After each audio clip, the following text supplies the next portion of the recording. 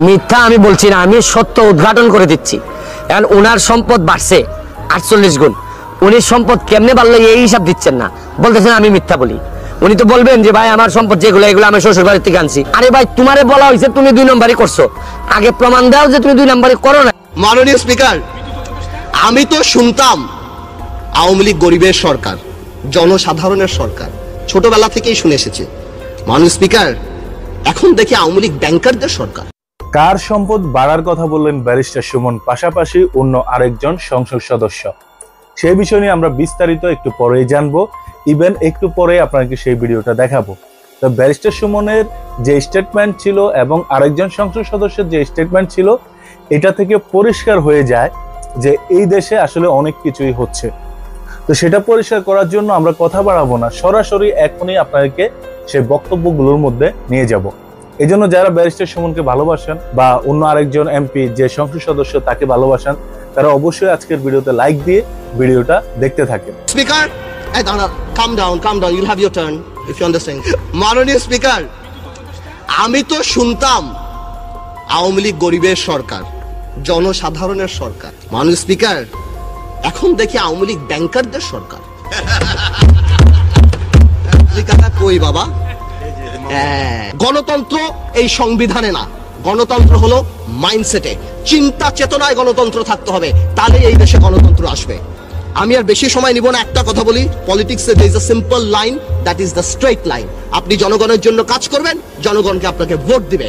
আপনি এর বাইরে যা চিন্তা করবেন সেটাই কনস্পিরেসি, যত উপরে উঠাবেন পতন ততই খারাপ হবে। এই যে রাজনৈতিক বিবেচনায় নতুন ব্যাংক, স্পিকার, মাননীয় প্রধানমন্ত্রী অনেকবার বলছে আমার এমপি মন্ত্রীদের টাকা পয়সা জমা দিতে হবে, কে কত টাকার মালিক, তথ্য অধিকার, এটা সেটা, কিন্তু আমরা পাইনি।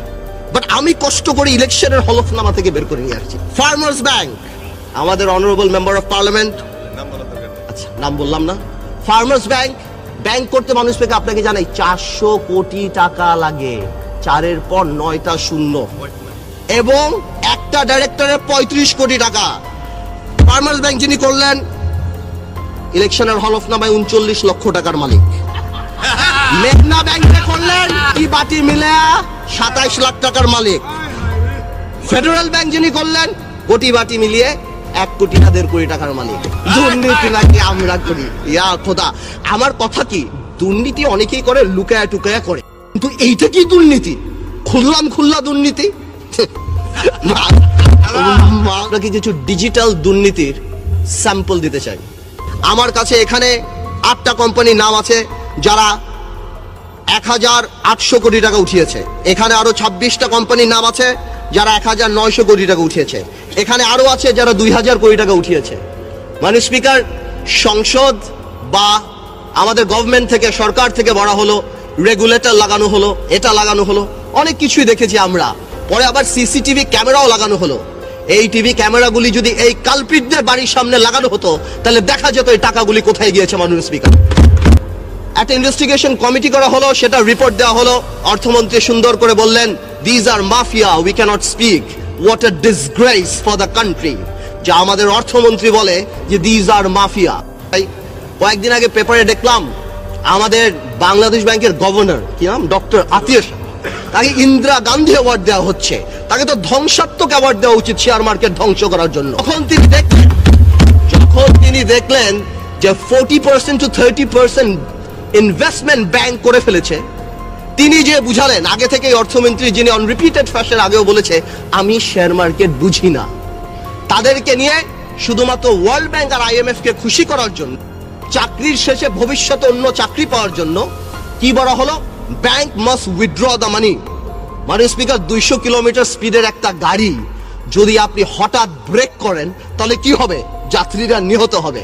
এই বাংলাদেশের ব্যাংকের কিছু ব্যবসায়িক শকুনরা এই শেয়ার মার্কেট থেকে টাকাটা নেওয়া আরম্ভ করলো। আমার শেয়ার মার্কেটটা ভেঙে চূর্ণ বিচ্ছিন্ন হয়ে গেল, বাংলাদেশের মিডল ক্লাস ফ্যামিলি ধ্বংস হয়ে গেল। মাননীয় স্পিকার, মাননীয় প্রধানমন্ত্রী উদ্যোগ নিলেন, এই দরবেশকে আবার সেই সিটে বসালেন। তবে সুরঞ্জিত গুপ্ত সাহেব বলেছিলেন, কি জানি, ভূত, শস্যের মধ্যে ভূত থাকা। দরবেশও কিছু করতে পারলো না, বিভিন্ন ব্যাংকের সাথে কথা বললেন, বললো নাকি কিছু টাকা দিবে। কোন প্রাইভেট ব্যাংকের মালিক একটা টাকাও দিল না এই শেয়ার মার্কেটে। অনেক ব্যাংকের মালিকরা তারা ডাইরেক্ট ব্রোকারেজ হাউসে এই টাকাটা নিয়ে গিয়েছে। এটা বাংলাদেশের সবচেয়ে বড় করাপশন, এই ইতিহাস হয়ে থাকবে। আমি একটা কথা বলতে চাই, সরকারের উচিত কোনো আইন পাশ করে রেট্রোস্পেক্টিভ এফেক্ট দিয়ে এই শেয়ার মার্কেটের কালপিটদের বিচার করা, অথবা এমন কোনো আইন করা যাতে আগামীতে শেয়ার মার্কেটে কেউ কোনো ধরনের এই ধরনের ফাঁস না করতে পারে। 1 কোটি লোক রাস্তা এফেক্টেড। বাংলাদেশের মানুষের কাছে এই হাতে গোনা কয়টা টাকাই তো তাদের সোশ্যাল ইম্প্যাক্ট, তাদের সোশ্যাল রেসপেক্ট। যাদেরকে আপনি দেখেন মাননীয় স্পিকার রাস্তায় দাঁড়িয়ে শেয়ার মার্কেটের জন্য চিল্লাচিল্লি করছে, তারা কিন্তু সর্বস্ব হারিয়েছে। আরো অনেক লোক আছে, আরো অনেক মা বোনেরা আছে, আরো অনেক মিশনে আমার আর্মি অফিসাররা আছে। এমপি হওয়া কি মাল বানানোর কাম? আমি কি কম পাইছি জীবনে মাল কামানোর সুযোগ? মিথ্যা আমি বলছি না, আমি সত্য উদ্ঘাটন করে দিচ্ছি। এখন ওনার সম্পদ বাড়ছে 48 গুণ। উনি সম্পদ কেমনে বাড়লো এই হিসাব দিচ্ছেন না, বলতেছেন আমি মিথ্যা। তো বলবেন যে ভাই আমার সম্পদ যেগুলো এগুলো আমি শ্বশুর বাড়ির থেকে আনছি। আরে ভাই তোমারে বলা হয়েছে তুমি 2 নম্বরই করছো, আগে প্রমাণ দাও যে তুমি 2 নম্বরই করো নাই, তারপর যদি প্রমাণিত হয় তোমার বলার দরকার কি? মানুষই তো বলবে যে আমি খারাপ কথা মিথ্যা বলছি। এই এমপি হওয়া কি মাল বানানোর কাম? এমপি হওয়া হচ্ছে কি আপনি মাল কামানোর সুযোগ পাইলেও কামাবেন না। আমি কি কম পাইছি জীবনে মাল কামানোর সুযোগ? কিন্তু আমি আমার এলাকায় সব খরচ করে দিছি। প্রতিটা মসজিদে দেখা যায় কি জুতা নিয়ে মানুষ মসজিদের ভিতর ঢুকে। কারণ কি? কারণ ভাবে যে জুতাটা চুরি হয়ে যাবে। আমার এলাকার যত জুতা চোর আছে সবার সাথে বসে ভাই তোমার কি করলে ভালো হয়, প্রয়োজনে আমি আমার নিজের পয়সা দিয়া মালয়েশিয়া পাঠাই দিব। তখন আমি একটা কথা বলছিলাম যে আমার এলাকার জুতা চোর যারা, তারা যদি দেখে যে আরে জুতা চুরি সাইডে দিলে তো মালয়েশিয়া চলে যাওয়া যায়, দেখা যায়, তখন আমার এলাকার এরা তো মালয়েশিয়া চলে গেল। তখন আমি বলছিলাম অন্য এলাকার চোররা তো তখন চলে আসবে। পৃথিবীর কোথায় বাংলাদেশে জুতা চোর নাই? সব মসজিদে আপনি দেখবেন বগল তলায় করে জুতা নিয়ে যান। ব্যারিস্টার সুমন সাহেব এখানে যে কথাগুলো বলছেন, এই কথাগুলো সত্যি একটা এমপি বা মন্ত্রী। আশা করি বক্তব্যগুলো শুনে আপনারা ক্লিয়ার হয়েছেন। তো এই ছিল আজকের ভিডিও। আপনাদের মতামত কি সেটা অবশ্যই কমেন্ট করে কমেন্ট বক্সে জানাতে পারেন। প্রতিবারের মতো আজকের ভিডিওটি ভালো লেগে থাকলে অবশ্যই লাইক দিবেন, চ্যানেলে নতুন হলে সাবস্ক্রাইব করবেন। আজকের ভিডিও পর্যন্তই, আল্লাহ হাফেজ।